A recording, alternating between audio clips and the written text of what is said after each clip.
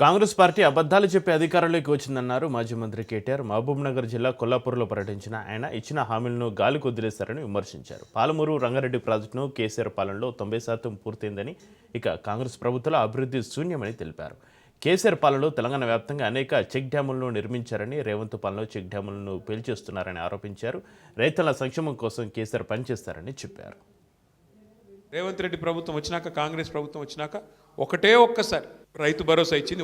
ఒక్కసారి మొదటిసారి మనం కూడబెట్టిందే రైతు బంధు ఎలక్షన్లు అప్పుడు ఆపి, ఎలక్షన్లు అయినాక యాజ్ ఇట్ ఈజ్ అదే 5,000 ఇచ్చినారు. అది కేసీఆర్ గారు ఇచ్చింది తప్ప వీళ్ళు ఇచ్చింది కాదు. ఆ తర్వాత 2 సార్లు ఎగ్గొట్టినారు. మొన్న ఒక్కసారి రైతు భరోసా అని పేరు పెట్టి, అది కూడా 15,000 ఇస్తామని చెప్పి 12,000కి కటింగ్ పెట్టి ఒక్కసారి మొన్న 6,000 రూపాయలు ఇచ్చినారు.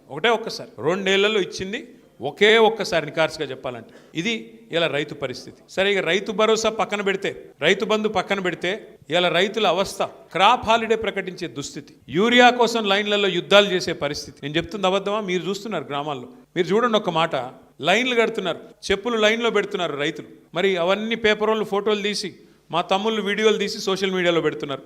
మరి తప్పించుకోవాలా? ఏం చేయాలా? అందుకే కొత్త ఉపాయం పనినాడు రేవంత్ రెడ్డి గారు. కొత్త ఉపాయం కనిపెట్టినాడు. ఏమని?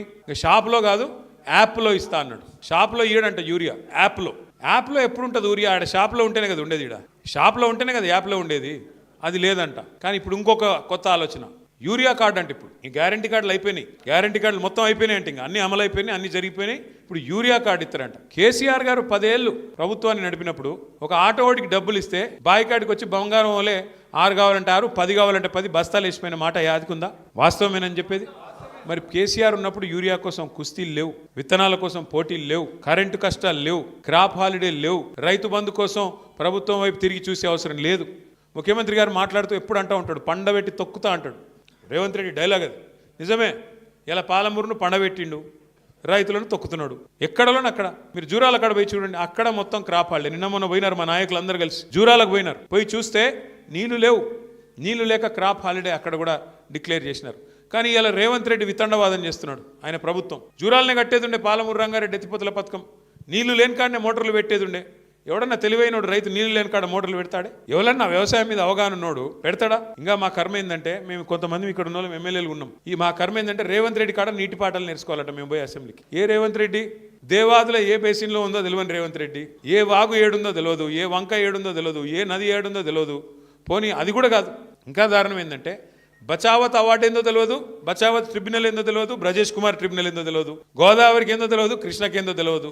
ఈ మహానుభావుడు అంట వచ్చి మాకు చెప్తారంట, మాకు నదుల గురించి, మాకు నీళ్ళ గురించి. ఏది కేసీఆర్ గారికి వచ్చి ఇంకా ఈ పార్టీ దానికి కేసీఆర్ నువ్వు రా అసెంబ్లీకి. ఏది ఈయన కాడ నేర్చుకోవాలా? బాక్రానంగల్ యాడున్నది, లేకపోతే చెక్ డ్యామ్ని ఎట్లా బేల్ చేయాలా, మేడిగడ్డను ఎట్లా బేల్ చేసినాం, ఇవన్నీ చూపెట్టనీకే పీపీటీ, పవర్ పాయింట్ ప్రజెంటేషన్ ఇస్తారంట.